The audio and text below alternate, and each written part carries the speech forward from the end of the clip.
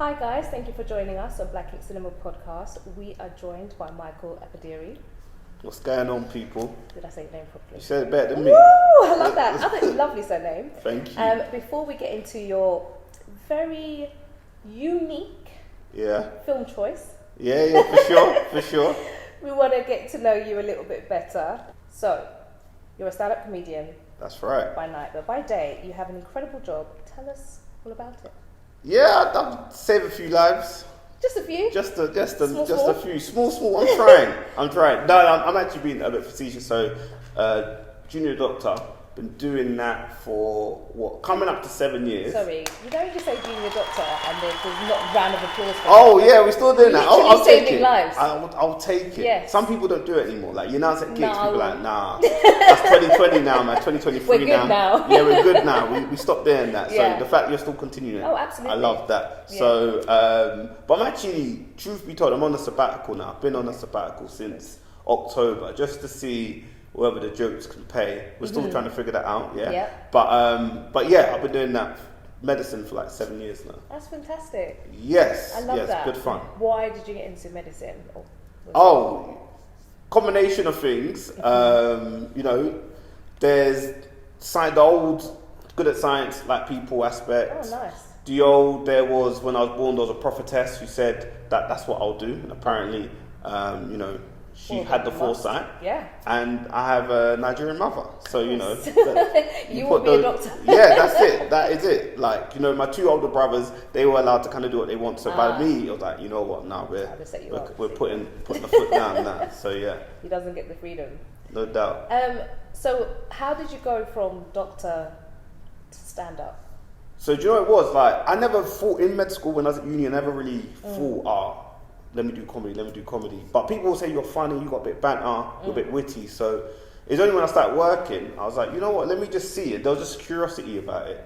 So I signed myself up for an open mic night in Greenwich, because that's where I grew up. And then when I got there, I invited a few friends down. When I got there, the MC said it's a gong show. And I didn't know this, but the concept of a gong show is that you're trying to last 5 minutes on stage, and the audience can kick you off if it's not vibing with you.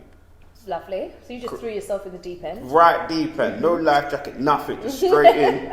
And like, 3 audience members have cards, and if all 3 put their cards up, then you got to dust out. So I lasted for 3.5 minutes. So I was like, you know what? That's actually, for first time. Yeah. I watched the video back recently. I was nervous, had my hands in my pocket, didn't take the mic out the stand. But to last that long, I was like, you know what? Fair enough. So there's something in this. And since then, as I sit here now, I'm still telling myself there's something in this.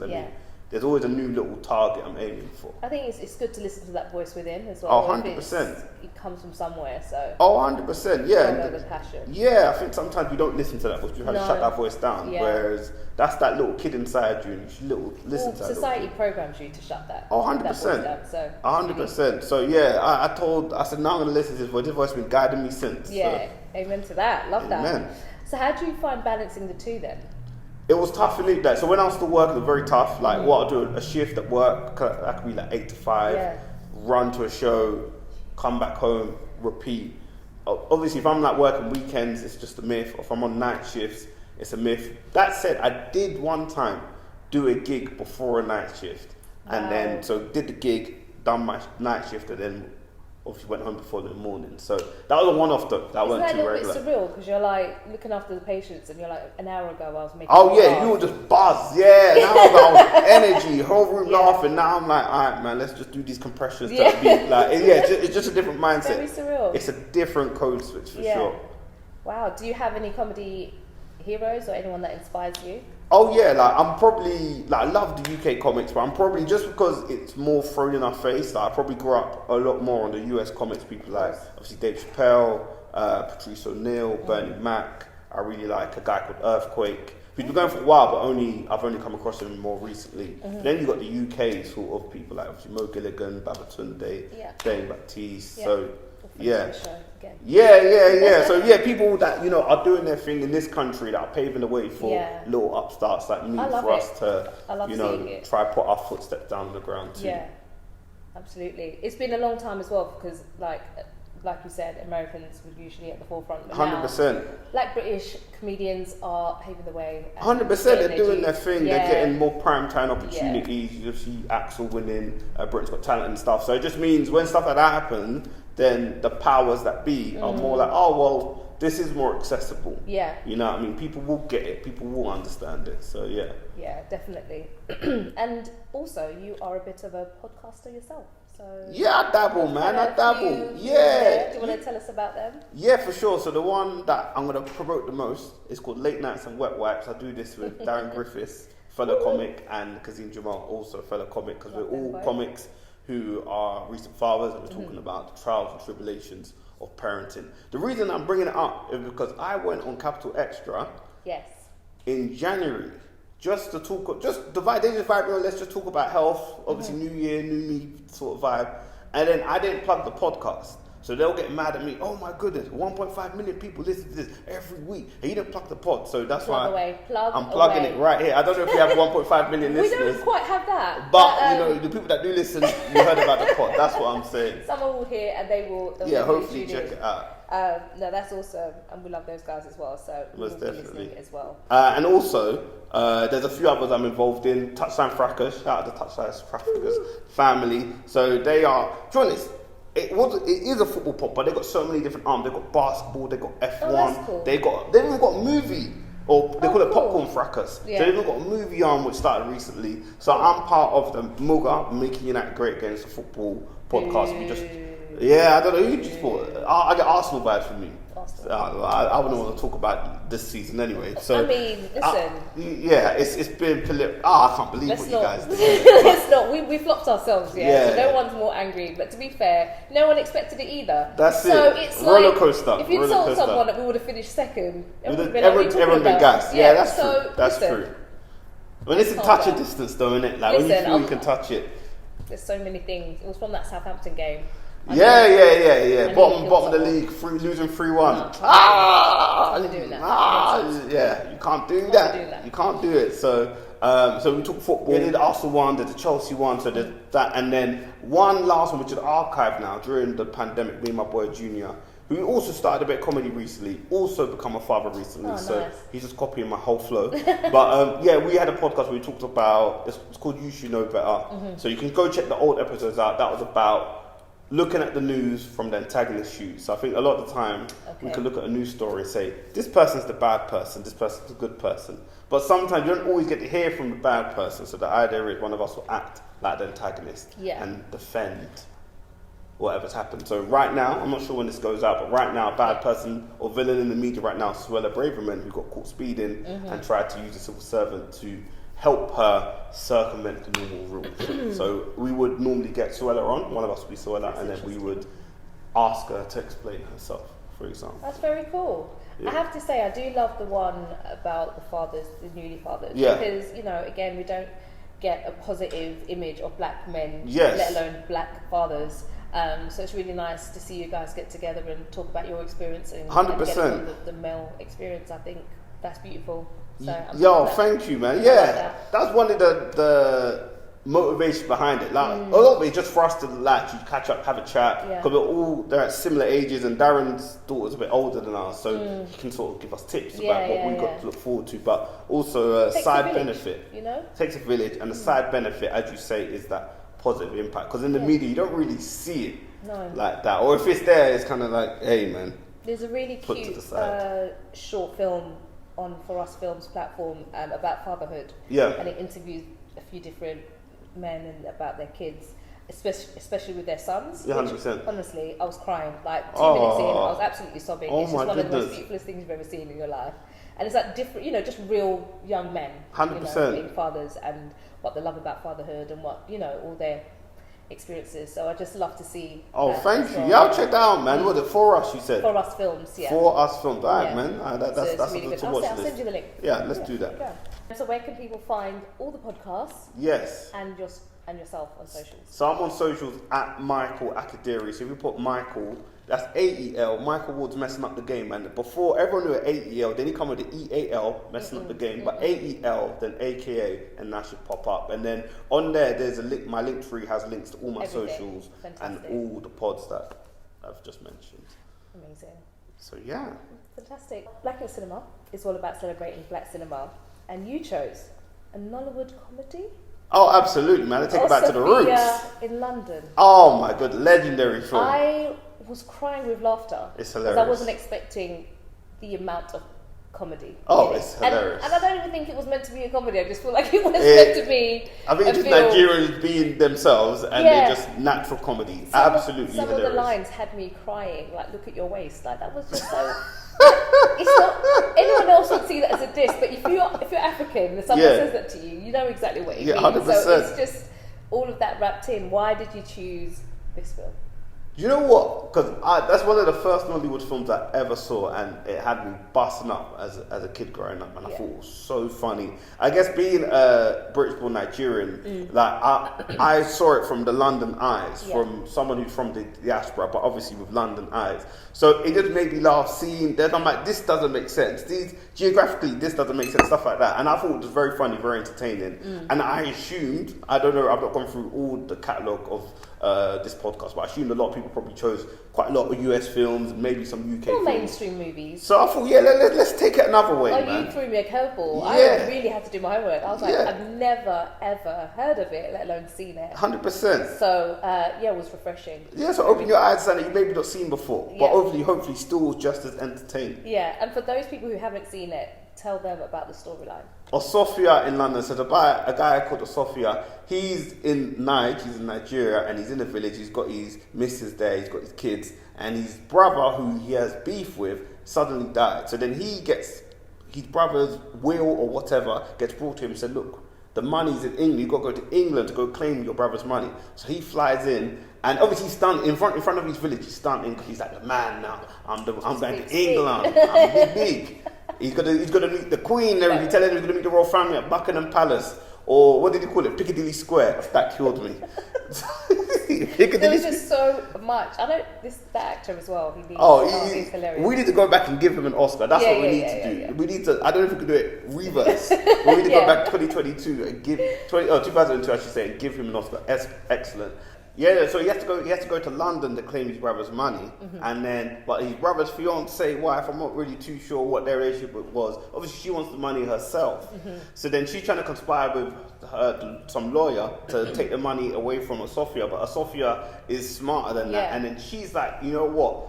I will marry Osuofia. Then he's happy to take her, which is a bit mad. They didn't really explain that. But I understood it to be like, wow, an English woman wants me. That's Osuofia. So he's like, you know what? Forget my life in Nigeria. This English woman wants me as her husband. She wants to come to Nigeria with me. So that's how it's kind of played in the film. And then part 2 is basically them going back to Nigeria, and she's still trying to conspire to get the money and stuff. But I just find it hilarious. Funny film. Funny.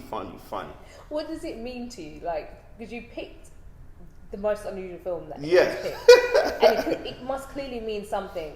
Obviously, for me, it's a lot of nostalgia. I watched it when I was younger. And then there's just so many things in the film that do not make sense. Yes. That is just hilarious to me. As I said, as a Londoner, I can spot it.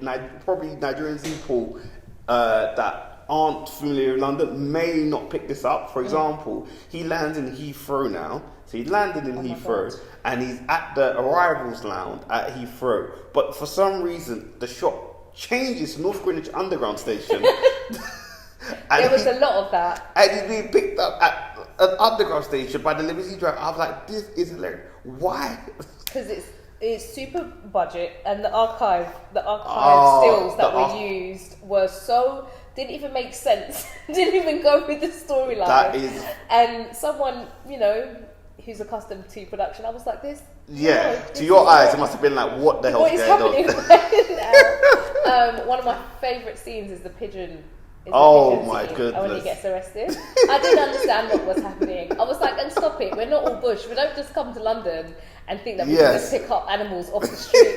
Pigeons on top of that. Don't take the mic. Yeah, there was a bit of that, and that's where those are some aspects I was like, okay, I don't really like the portrayal. Yeah, it was super bush. It was kind of bush. They was kind of portraying us as like, we don't know anything, and what the white man says in inverted commas is gospel and we should believe and da and stuff. So there were a few aspects of that which I didn't really feel, but on the whole, it was just a very funny. Like you're talking about archive stills. Yeah. He went to a fish and chippy. Oh God. And he wanted to order like a gussi stew, amala, whatever. He wanted to order something, a Nigerian staple. And obviously they're like, look, we don't have that. Yeah. So it was in a fish and chip shop because my man had the blue cap, he had the blue polo. But then they will switch stills of McDonald's. This is why I got confused because I was like, he's clearly in McDonald's. All the stills, all the footage is McDonald's, all the cutaways. Yeah. But then the guy wasn't. No, the guy that was a fish and chippy.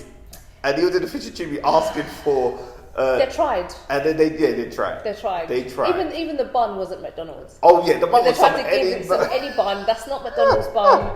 Not even no seeds. Yeah, there's no seeds. I was like, you guys. It was hilarious. So that's really to us people that are based in London, we could be like, nah, you're messing up. Like another scene that took me out was. He was in the limousine, and I recognised his petrol station. It was in Welling, the Shell garage in Welling. So he was parked up there, and then he looks out, and he now suddenly sees one of these tourist buses, which is in central London. Which will never be there. Never, because zone 4 to zone 1. And then we're led to believe that this man got outside his limousine and just walked 10 yards and was in zone 1 and dropped them. But also, I'm sure when they panned to the bus, it wasn't a topless bus. 100%. Like it was a full bus, and then when he gets on it, it's topless. Yeah, I was like,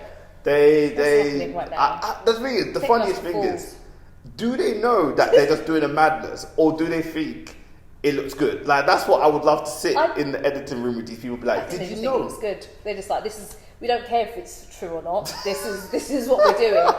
It was hilarious.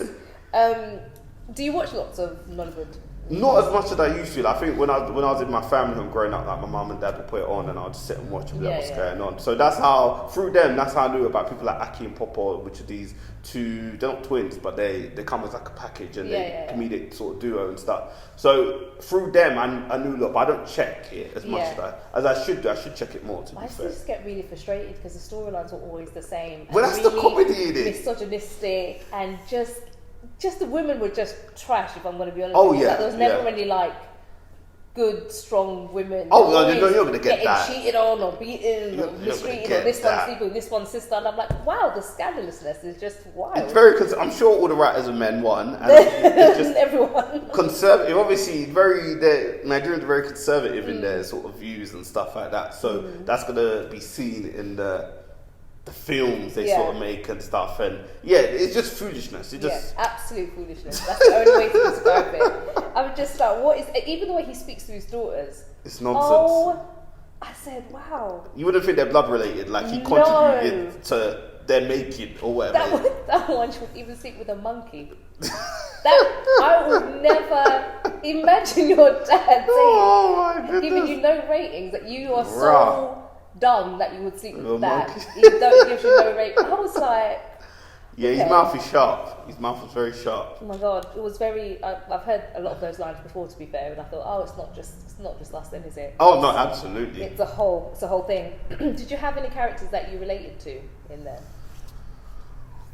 Oh, related to? I don't know if or that you could see in your family members or friends or anyone like that. I wouldn't say I've seen it in a friend, but I do sometimes see this. So the lawyer, Ben Okafor, the lawyer that was conspiring with his brother's fiance to take his money. I think it's an interesting thing because it was almost like he was having an identity crisis in front of the screen. He's clearly of Nigerian descent, but clearly British born and raised, and it was almost like, is he Nigerian? Is he British? He then sometimes puts on a Nigerian accent to, convince them, I'm Nigerian. Because he had this scene where he was talking in the mirror. Then he was flipping between the Nigerian accent and a more British accent. And Osuofia was taking the piss out of him. Oh, you think you're English? Speak to me normally. Speak to me normally. I'm your brother. Speak to me normally. And I think that sort of triggered this sort of, who am I? Which probably a lot of people probably suffer with.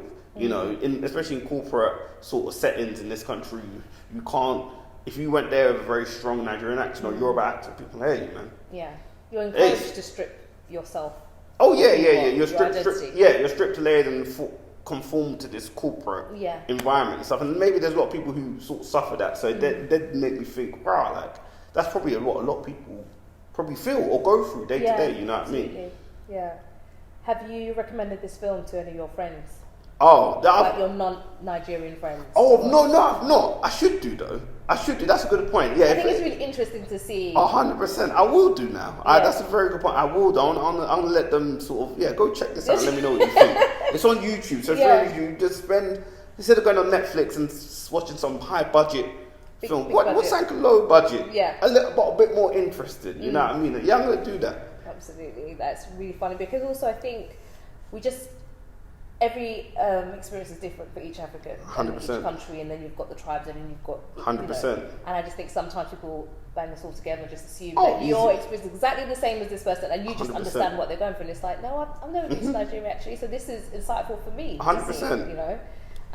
So yeah, I think and even me, I'm Yoruba, and it was an Igbo, Osuofia is Igbo. You know what I mean? So there is, even in that, there's insight for me. Exactly. You know what I mean? So it's really cool.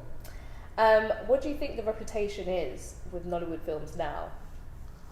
I still think that it's like I've not checked any since probably watching Osuofia and stuff like back in the day, but I still think it's the concept of sort of low budget, poor quality, storylines don't make no sense, but comedy comes, whether even they're trying to be serious or not, comedy comes through the silliness they're trying to do, or the way they're trying to kill someone, or a storyline not making sense, or they try to do this Matrix type of fighting, but they don't get trained sort of stunt doubles or anything like that. So that's where comedy comes from. So whether it's a serious film, you'll still laugh because you're either like, this is budget, or they don't know what they're doing.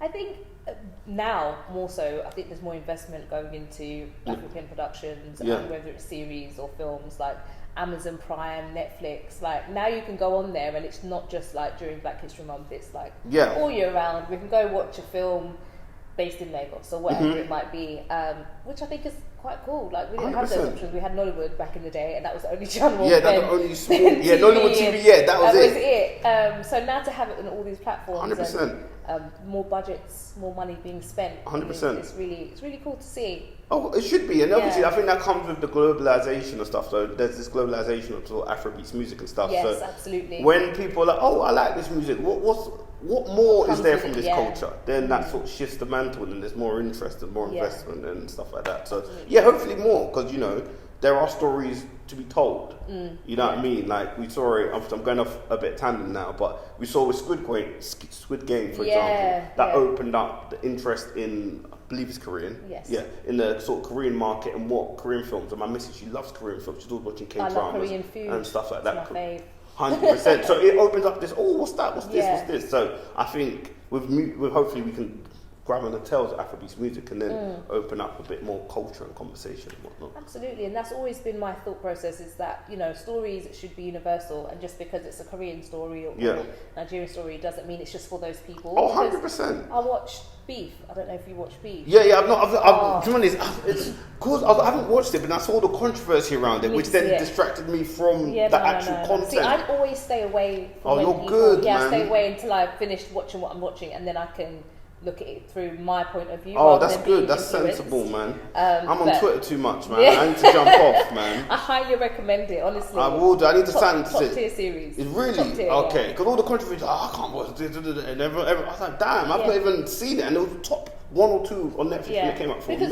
The reason why I liked it is because a lot of films or series will try to portray as someone as the villain and someone as the hero. Whereas this, I felt like everyone was the hero and everyone was the villain. Like everyone just messed up, and you felt some sort of compassion to this person, person, putting yourself in that position. It was just very human story. Yeah, okay, I'm gonna check. I'll check it, man.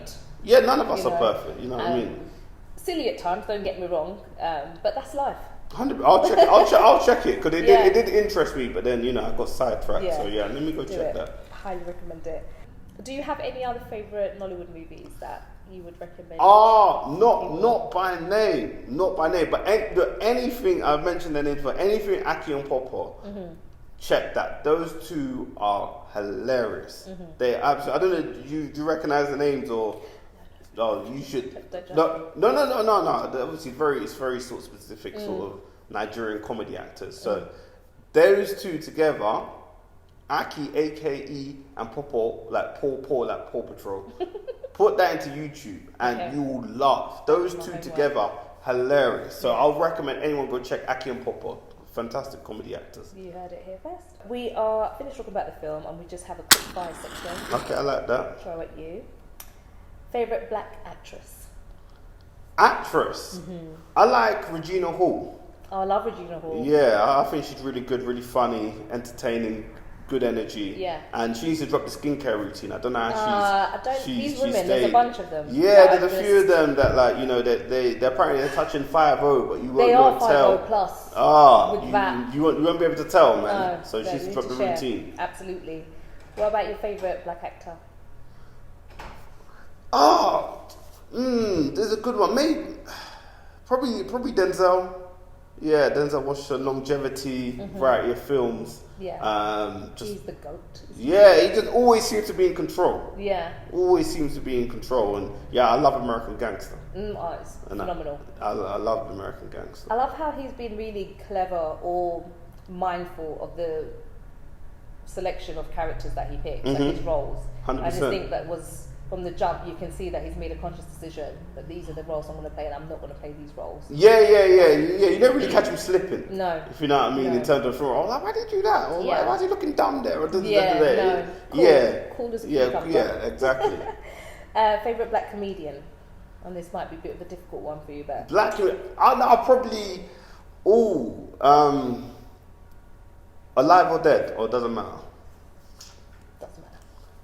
Yeah, I'll probably say Chappelle. Just when I was getting into comedy and I was sort of studying and watching people's stuff, it was probably his stuff that I watched sort of the most. And just the way he could weave sort of like social political issues but make really funny jokes about them. And I think the best comedy comes when you're making people laugh, but also sort of making them think, and you're thought-provoking and you connect to people's souls, and like you really speak to them. And I think he's the best at doing that. I think he's great at storytelling. Like every time I've gone to see him, he takes you on a journey, and you're just like, where is he going with this? Yeah. And he just like drops it at the end. Bang! The punchline comes to that. Wow. Yeah, you don't see it coming. And funny all at the same time.